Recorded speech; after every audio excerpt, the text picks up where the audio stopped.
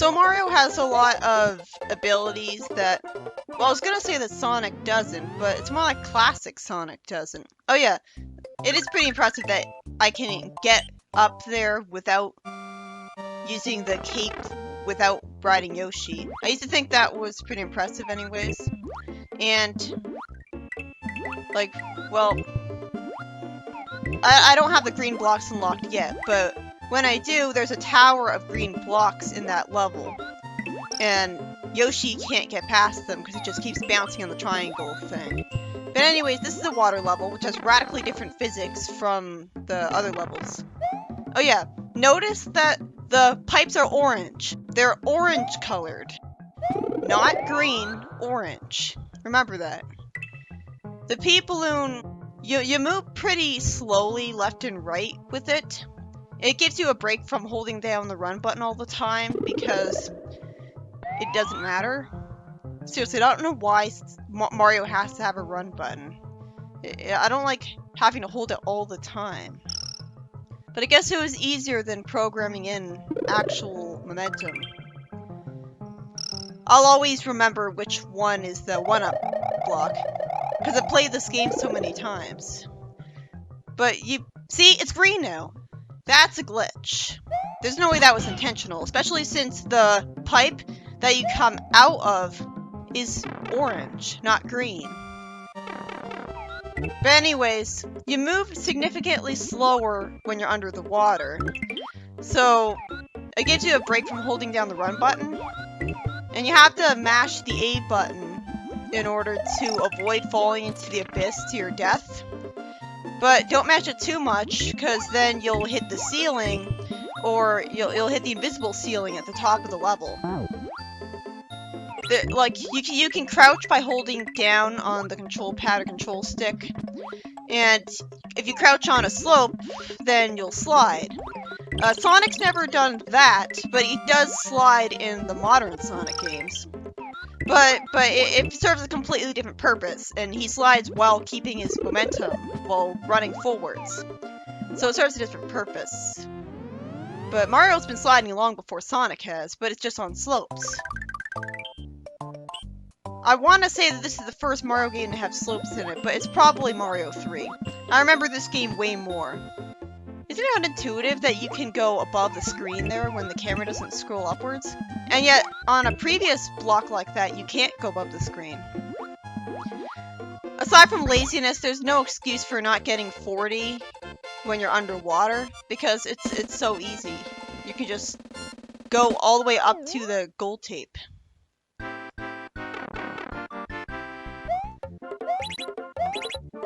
What you do for the bonus game to make it more easy to get matching blocks is you just have to make sure you're always doing the same. You're always pressing the B button with the same amount of timing.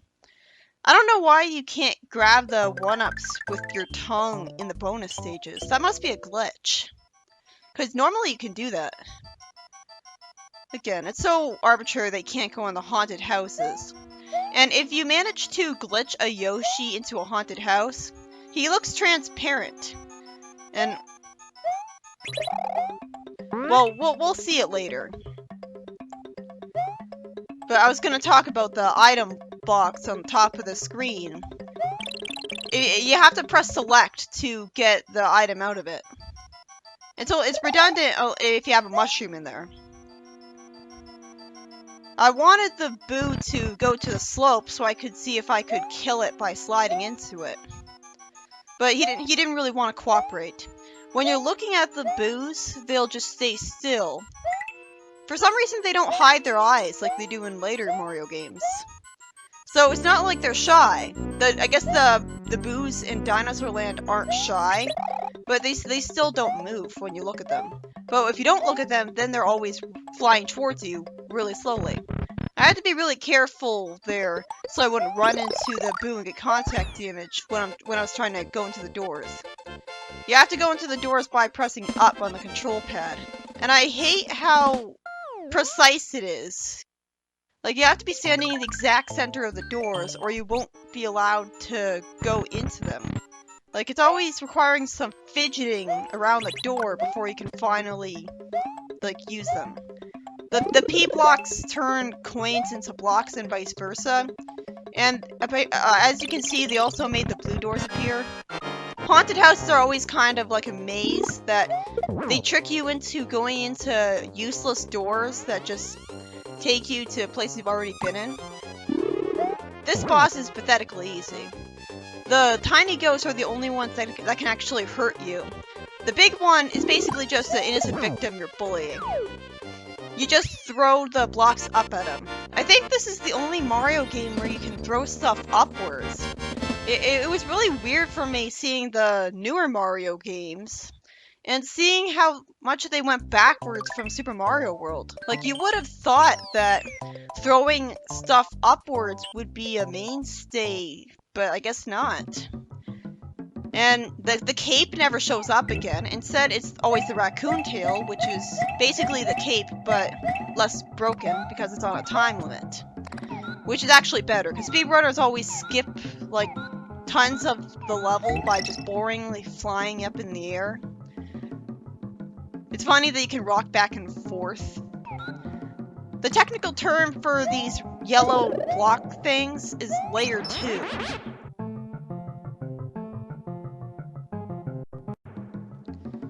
I know that much.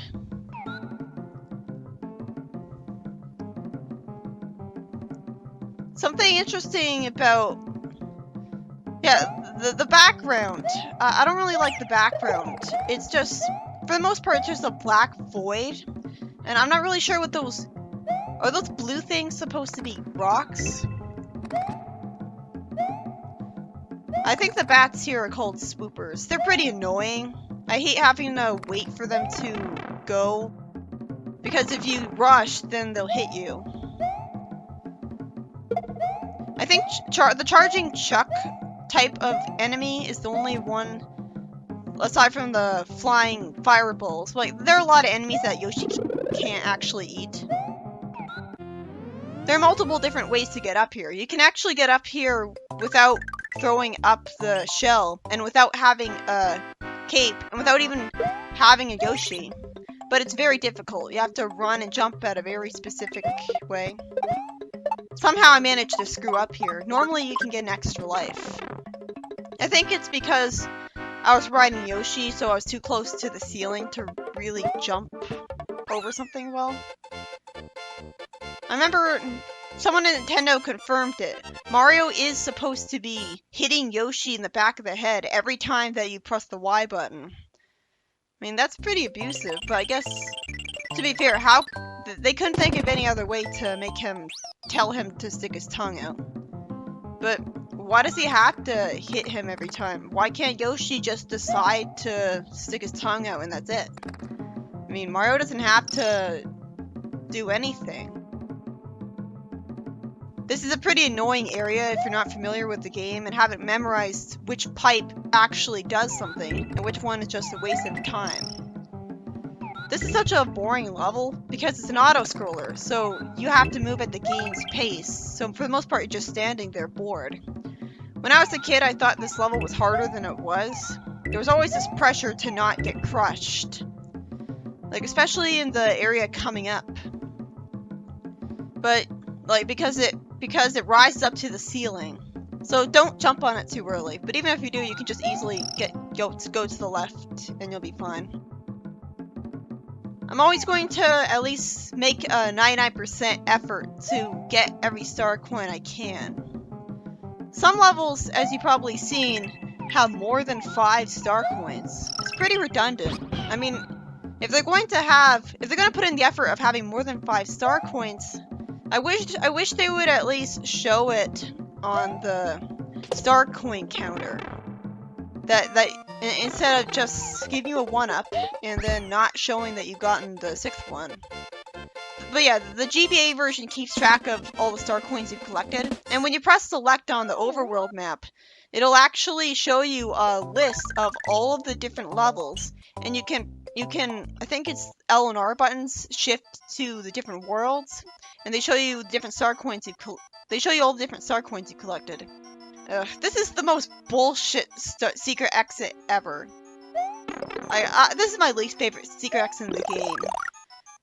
because all those boos there intimidate you. Like, you're trying to fly up to the top of the screen, but it's really easy to fly into them. But you can do it on the first try, I guess, if you're really experienced at the game. It's easy for the boos to intimidate you. And this is the only reason I came into this door was to show how the haunted houses can have you get turned around.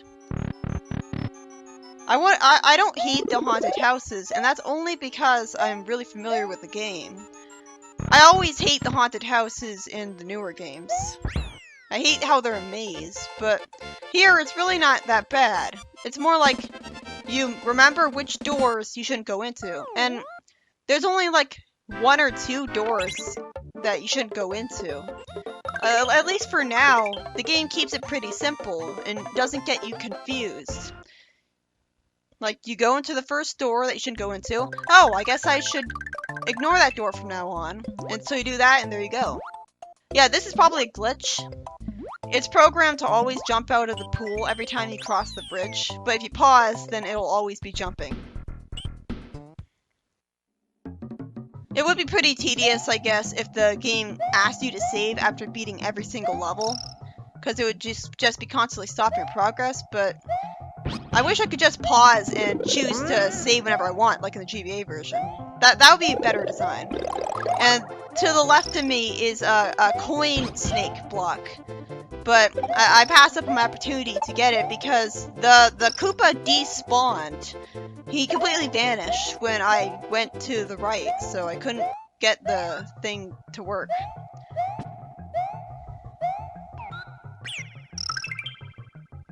I don't know why you can spin jump on those spiked things and even jump on them with Yoshi. I mean, that doesn't... It's convenient, but it doesn't make any sense that Yoshi is magically invulnerable to the spikes.